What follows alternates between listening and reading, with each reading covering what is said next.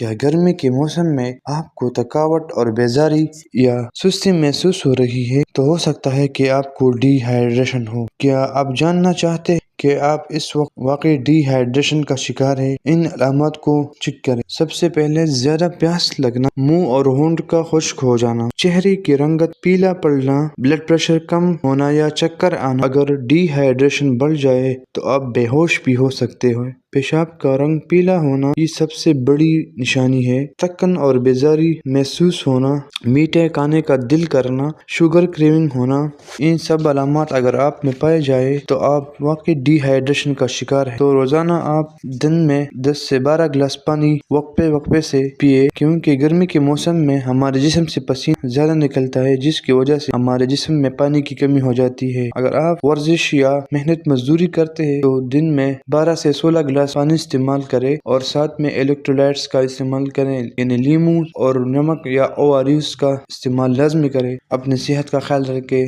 اللہ حافظ۔